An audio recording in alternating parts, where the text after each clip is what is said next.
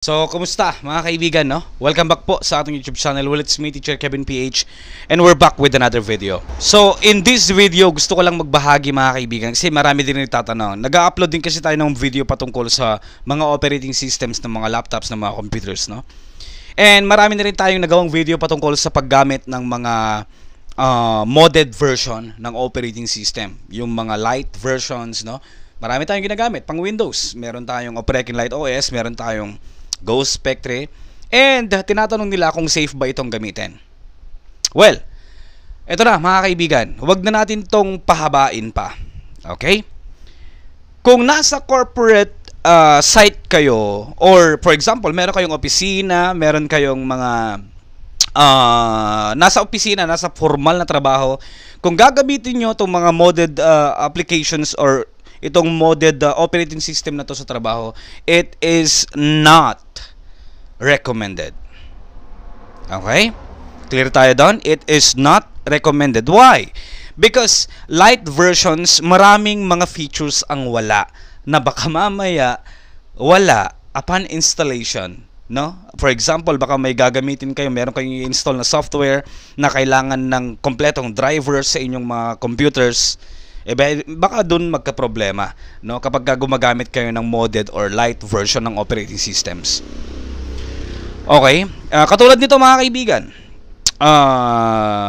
Ghost Spectre, Windows 10 Operating Light OS, or any light OS, lahat yon modified, no? Na-custom yung mga yon mga kaibigan.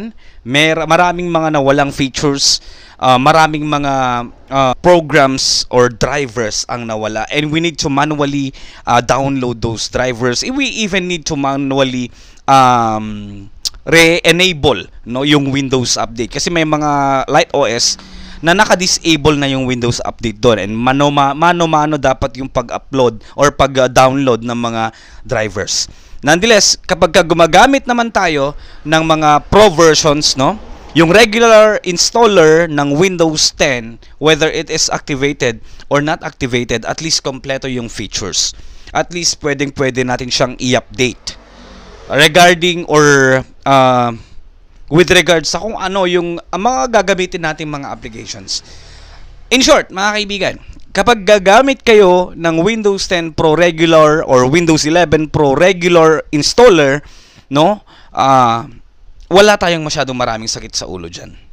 Okay? Especially na kung natulad na sabi ko, nasa corporate area ka, nasa trabaho ka, dapat lang na mag-pro version ka. Okay? Dito sa modded, sa mga light OS, pang personal use lang yan mga kaibigan. Not recommended pang trabaho. Kung pang personal use mo lang, no, para sa mga computers mo sa bahay, hobby, pwede. You can explore it on your own. Katulad sa atin, nag-explore lang din tayo. Ghost Spectre, Operating Light OS, marami pang ibang mga modded or modified na mga operating systems. And yun ang sagot, no? It is not highly recommended kapag pang trabaho. Pang personal, yes, pwede. Yun lang. Thank you.